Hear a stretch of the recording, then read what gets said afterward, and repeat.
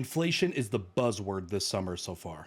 Now, inflation has been around since economies have ever been around. But for a lot of you, especially if you are younger, you're starting to experience what inflation actually is. Now, I gotta tell you something. If you think you have figured out how the economy works, you probably haven't. People spend their entire careers studying it and feel like they barely even got a finger on the pulse of it.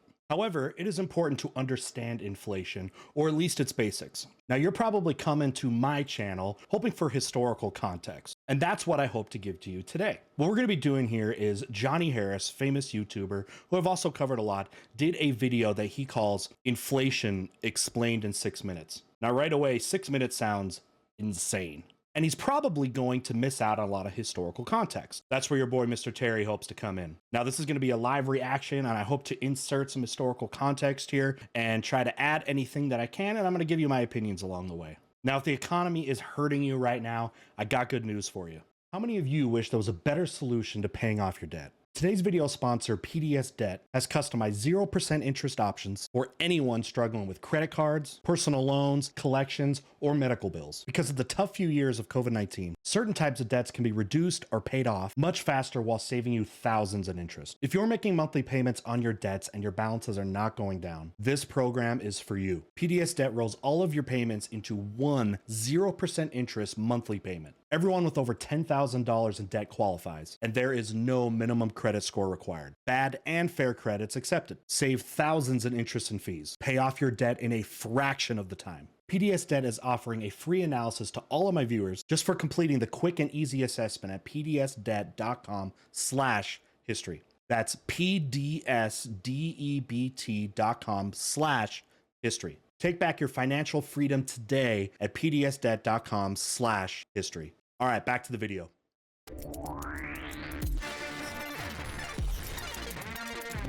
No cool intro, no fancy music. I just want to explain inflation in 6 minutes. I have a degree in economics. I spent years trying to understand this. It's good to know that he comes from a place of education. So let's see if I can boil it down. What is inflation? Why is it rising? Why are people worried? And what do interest rates have to do with it? The Federal Reserve is raising the interest rate to raise interest rates. Highest inflation in 40 years. Listen, what we're I know hearing. that I make long videos. I'm into nuance. I'm into backstory. Well, this isn't that. This is quick. No, really. I hope he doesn't do it quick. injustice, Let's though. go. That's what I hope. Listen. Or that people are going to leave this video thinking they've got inflation. Again, I haven't seen this. Maybe he packs it in and does a great job with it, but we'll see what's going on. Now, again, inflation is the rapid increase in prices. And that's something that, you know, a lot of times inflation happens almost naturally all the time. But when it happens rapidly, that's when people notice it. And for a lot of you, you may notice that things are a lot more expensive, something like gas or something like that.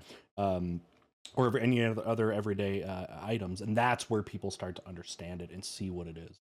And hold on 1 second. Before we start the timer, I need to tell you that I was going to do an ad read in the middle of the explanation. Like I was going to stop the explanation and do an ad read, but I realized I want this to be an uninterrupted 6-minute explanation. So I'll even take out the YouTube ads that are on it so that it can be uninterrupted. But for now, I need to thank today's sponsor because it's literally my job. It's how I get paid. Thank you, BetterHelp, for supporting this video and my channel generally. BetterHelp is customized online therapy that offers video, phone, Let's learn from or even these live chat folks sessions over at with your VidCon. They did a therapist, so you don't presentation have to see anyone on camera if you don't want to. Therapy is a giant part of my life. Been doing it for several years now, and I believe in it. But I know that finding a therapist is hard and cumbersome, and BetterHelp is trying to change that. It's all on the internet. All you have to do is take a quiz. I don't know if y'all have ever heard me say this, but therapy is not just for people that are struggling. Over 20,000 licensed therapists. Also, you can be talking to someone in like 48 hours. There's something about if your talking therapist to isn't a a good fit, you can change for free, outside of which is a your huge family deal. circle. So join the 2 million plus people who are taking charge of their mental health with BetterHelp. You can even get 10% off your first month if you go to the link in my description. BetterHelp.com/JohnnyHarris. Do us both a favor and click on that link and go see if therapy can improve your life as much as it has mine. Thank you, BetterHelp, for supporting this video. Okay, the ad is over. Do it. Let's start the clock up again and see if I can do this explanation in 6 minutes. Here we go. Okay, first up, the simplest definition. Inflation is when there is more money in the economy than stuff to spend it on. But if you're like me, the simplest definition never does it for you. So let's try this. Imagine a village that has one market where people buy all of their stuff, their food, their clothes, but one day the government shows up because they're worried about the economy of this village. So they tell the people that if they want to take out a loan, they're going to make sure that the banks will not charge them a high interest rate. I'm glad he's starting with the people interest to take rates. out loans and spend money. Oh, and they also drop off a giant pile of cash for everyone in the village. And everyone in the village is like, sweet, I'm feeling pretty rich. This is where you're seeing action literally right now. I'm making this video as of June 27th, 2022, and you've already noticed a change in interest rates, right? People say, well, why would having low interest rates on loans be a bad thing? It can't be, because then it becomes devalued in a lot of ways. And so, people try to tell you to, when the rates are low, that's when you want to, buy, but don't expect them to stay. Otherwise, there's too much buying, right? So if, like, for home loans, if the interest rates are low all at the same time, a lot of people at the same time are going to be trying to buy a house. And that then means that the market for it can allow and can create more higher prices, which can price some people out of home. So it's kind of like, can be good. It can also, not benefit you. So interest rates are a major, major part. I'm glad he's starting out with this. And this is something that's happened up and down for a long time. Interest rates, like in the 1980s, like when my parents were buying houses, was insanely high. And property values, because of that, did not change very much. I remember in the early 80s, my parents bought their house, and by the end of the 80s, they sold their house and made no money. And today, you don't have to sit on your house very long for it to make more money, because house prices go high because interest rates are low, and a lot of people can buy houses. Villagers now are going to their market and they're buying way more stuff. Many of them have been eyeing the fancy electric bike in the market that before they couldn't justify, but now they totally can because they have all this new money. The store owner's like, sweet, this is great for business, but he's running out of bikes. In fact, he's running out of everything because now all of these people have extra money. Demand is high. Way more than they used to. The store owner's like, I can't keep up with all this demand. I should raise prices. And that is inflation. Right. So when you have an economy that's set up where businesses can charge whatever they want, it becomes that kind of thing. If everyone's buying bikes at the same times, you can sell your bike, and you can sell it for a high price, especially if it's something in high demand, right? So much of inflation is actually influenced by companies and what they decide to do, especially if companies and industries kind of do it at the same time, which is possible too. Because if you see someone else raise their prices, yeah, you could undercut them, but you could also go closer to their prices. So a lot of people think that, and talk about how competition can lower prices. Sometimes if demand's high, it can go up. And that's happened in history all the times. We have all kinds of inflation data from, like ancient Rome, when bread prices would rise because there's a high demand. And if wheat is low, or, wheat production is low, then bread prices go high. And then the actual bakers and things like that can sell them high. They don't have to, but they can. And then prices rise. It's an ancient thing. But the village is all of us, and the market is the entire economy. When there's extra money floating around and people want to spend it faster than businesses can make stuff, then all of the businesses in all of the industries raise their prices, and that is inflation. It's a natural part of the economy. It's kind of a good thing in small doses because it means that the economy is growing, and it's why movie tickets used to be 25 cents and now they're like $15. Now, yes, in a capitalist system, this is exactly what happens. Now, if you have a system where it has more government intervention in the economy, the government could come in and say, hey, this price increase is too much, right? And you have to do fixed prices. And fixed prices, just giving you guys the historical context, is something that Rome did when their economic crisis.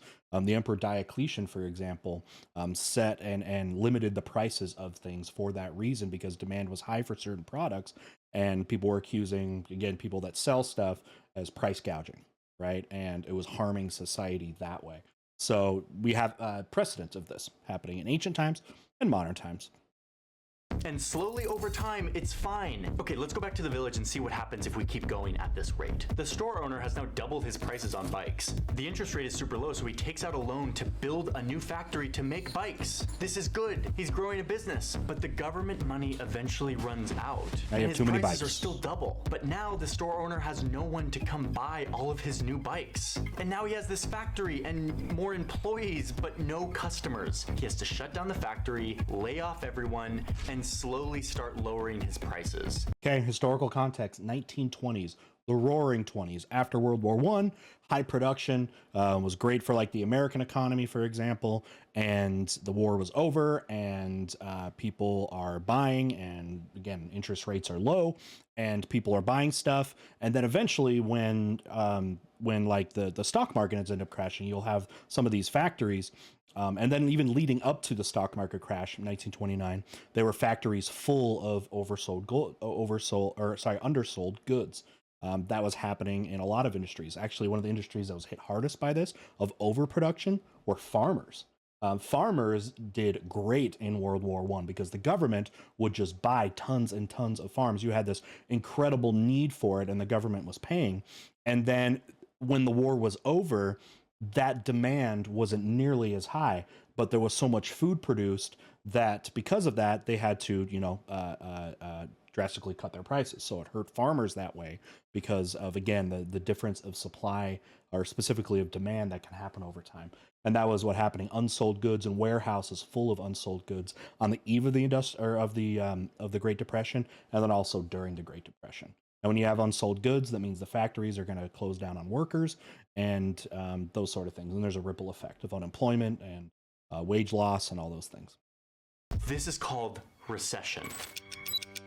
When COVID shut down the world, governments gave us money, free money. They're like, don't panic and hoard all your money. Instead, spend and borrow and keep the economy going. Here in the US, they literally sent us $3,200 checks. They gave $600 a week to people who were unemployed. Eventually that money will be spent. And months. They gave subsidies to people with kids. They increased spending on food stamps. I mean, trillions and trillions of dollars of stimulus money. This was vital aid to people in need. But even people who didn't lose a job got a check in the mail. It was free money for everyone, and we spent it. I just picked up myself a new bike. Demand is up across the country. It's time to grind, Peloton. We all just got these big checks from the government. During a pandemic, we're like, YOLO, I'm buying a boat or a Peloton or whatever. You probably experienced this. Look at during the pandemic, video game consoles. It would be hard to buy a Switch. PS5s are still really hard to buy, and Xbox Ones and Series X's and all this stuff.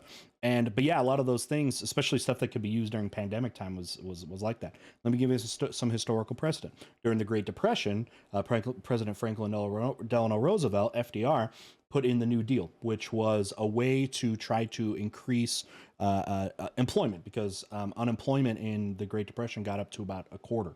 25%, and was trying to use government aid to get people through time temporarily, right? This stuff is temporary, designed to be temporary, to keep the economy and keep people's lives afloat until the economy can, correct itself. So these are always like temporary things, but they can have lasting effects. New Deal programs and the jobs that were created by the government were meant to be temporary things to get money in people's pockets that eventually, when the economy can recover, they can transition into a more stable workplace, into a stable economy.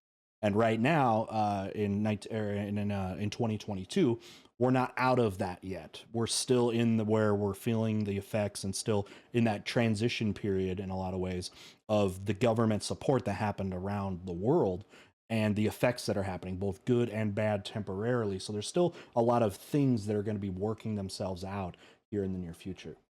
Pokemon cards. There's Netflix. Fortnite. A new motor. Peloton. Soak in a hot tub. Animal Crossing. Push it out a little bit so it's just... No, don't you dare! But pair all this new spending with the fact that the pandemic also made it harder for factories and ships and retailers to get us all this stuff. Supply chain issue. Global supply chain. Supply chain. So now you have an economy where people have way more money than normal, and they're ready to spend it, but the economy can't get them stuff fast enough. So what do businesses do with all this insane new demand? They raise prices all at the same time, and that is inflation.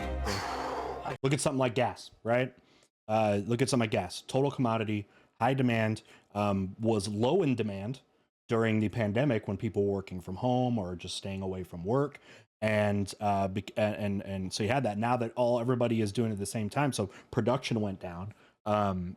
Now and it's a natural fact that now that everybody is out and there's a new demand for travel, gasoline, stuff like that, the oil companies have risen their prices, right? And again, you're stuck in this thing where governments don't set oil prices, not in capitalistic countries, not in private economies, where the government does not control the natural resources like oil. So you can see that now why you're paying so much for gas right now, because the demand is much higher, and it can be done by those companies.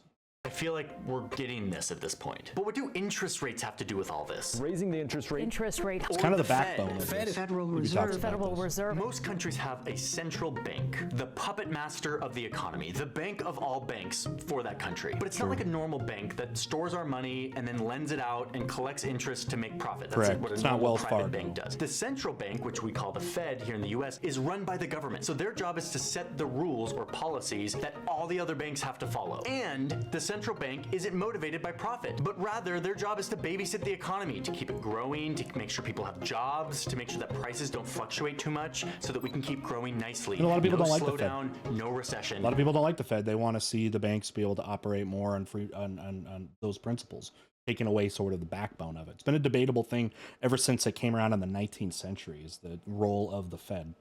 That is what the Fed is there for. But seriously, the Fed is like a puppet master, and we're the puppets, and it's kind of creepy. They pull strings in the economy to get us to spend our money in a certain way, which in turn affects how much businesses raise or drop their prices. And guess what? It totally works. One of the strings that they have very to pull in influential the to the economy is economy. called the interest interest rate. rate. Want to borrow money to buy a car or a house or expand your business? You're You're getting going a to be way more likely to do that if you only have to pay 2% interest on that Right. loan as opposed to like 6%. Which means Lower interest overproduction. rates equal people and businesses want to borrow and spend money. So during the pandemic, the central bank was like, we need everyone to spend money. So they lowered the interest rate, and Yeah, it people got very borrowed low. and people spent, and it totally worked. Then you look at the housing. Now everybody's like, hey, maybe now I can buy a home or something. Well, guess what? There's not enough. And since demand is high, home developers can charge about anything they want because, again, things like gas, things like housing, these are commodities, things that people have to have.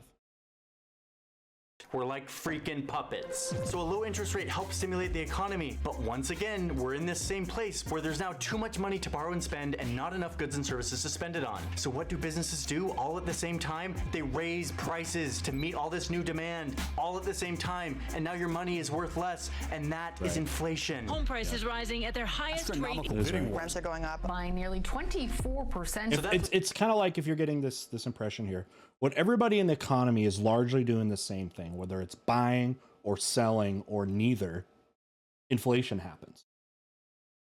Okay, or deflation, right? Money becoming more valuable. It's all about, like, economies are healthy when the again, the amount of buying and selling and people saving, when that all kind of comes into balance, we see that here.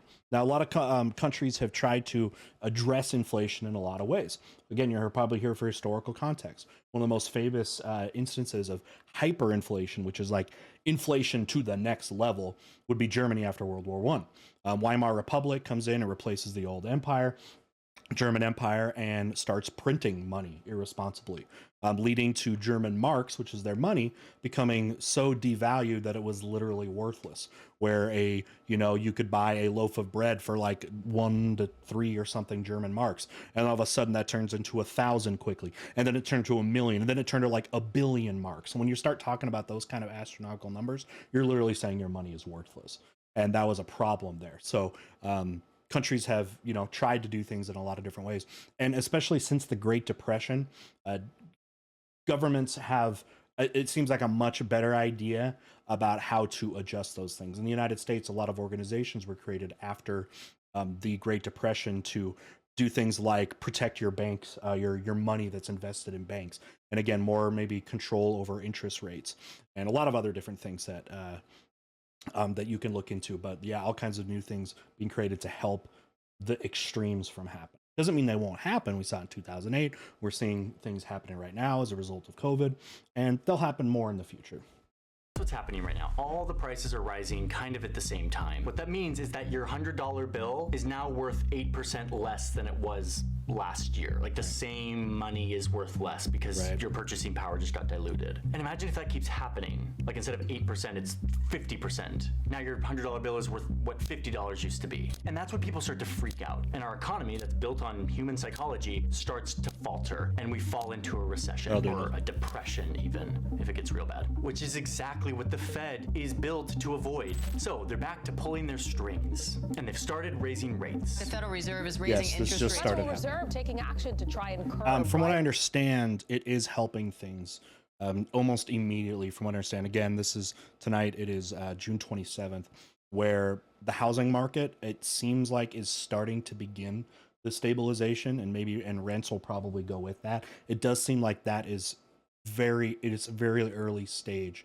We'll see if you're watching this, long after June 27, 2022. Leave in the comment where things are at when you're watching this. Let's trace this, but that's what it seems like is happening. Is starting to help a little bit, just in its very early stages. Rising inflation. They're gently raising the interest rate to cool down all of this hardcore spending and borrowing. See if they can steer the ship back on course, and let's hope it works. Okay, did we do it?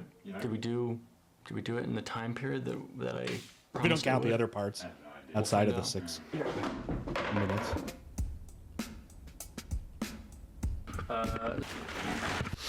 Okay, the last thing I want to say is a thing that didn't make it into my little inflation explainer, but a few years ago when I worked at Vox, I went to Venezuela and Colombia to do a Borders series. I saw inflation up close and personal because in Venezuela, inflation got so out of control and they couldn't, the Fed, the puppet master couldn't like figure out how to get it back in control, that their money became worth nothing. The prices went up so high that their money became basically worthless. You needed like a pile of cash to buy bread. Isn't it interesting how you would see you can see inflation in different styles of economies? Venezuela has a lot more government control. They've nationalized a lot of their industries, like oil, which is their big commodity there. So they have a lot more government control, and they have inflation problems. Then you'll see capitalist countries or more capitalist-leaning countries, they also do it. So inflation, it seems historically speaking, that it can happen and does happen in every type of economic structure and every type of government structure. It's a nebulous thing. It's not even really a thing. It's some stuff that happens that you feel effects from. So I was saying at the beginning of the video that you can study economics your whole life, and in a lot of ways, the more you feel like you learn, the less you actually know. So what they started doing is they started using the currency itself to make things. Like I visited this guy on the street who was making like purses and bags and like sculptures That's actually out of awesome. Cash. Because it was more, what do you buy as a with? raw material than it was as like money, as a currency, what do you buy which is it with? insane. That's a very extreme version Something else? of inflation. It's happened in several countries that have done this. We're not in that situation, even close to that situation, but it's an example of just how tenuous modern economies are. I'll give you the example that he said wasn't, or they didn't put in. Germany during the 1920s, people were using their money for warmth. They were burning it. It was cheaper to buy, or sorry, to burn, blocks of money for warmth in your house than it was for like coal or wood. There you go. Literally using it for any kinds of intrinsic value, because money doesn't have a lot of intrinsic value to it. It's worth something because people have agreed you can exchange something for it. But you can see like the purse makers here in Venezuela, similar to the fuel burning that would happen in depression Germany there. They're not like pegged to gold or whatever. They're like pegged to a bunch of humans believing that this stuff is worth something, and it can quickly go off the rails. So I thought I'd share that little fun thing that is more documented in the Vox Borders episode that you can go watch on the Vox YouTube channel. So that's all I've got. Thank you all for being here, and I think you should check out, if you want to color your videos or your photos, I have LUTs and presets that you can use to color correct your stuff. I also have a storytelling course on Bright Trip where I talk about my methodology for visual storytelling with Nathaniel Drew. I think that's sort of it, all the plugs I should do at the end of these videos. But yeah, lots more to come. We're working on lots of amazing videos, and I'm really excited to share them. So I'll see you in the next one. Bye, everyone. Cool. Let's wrap it up. Okay, so hopefully I gave you some good historical examples and context in there and some of my thoughts about what's going on.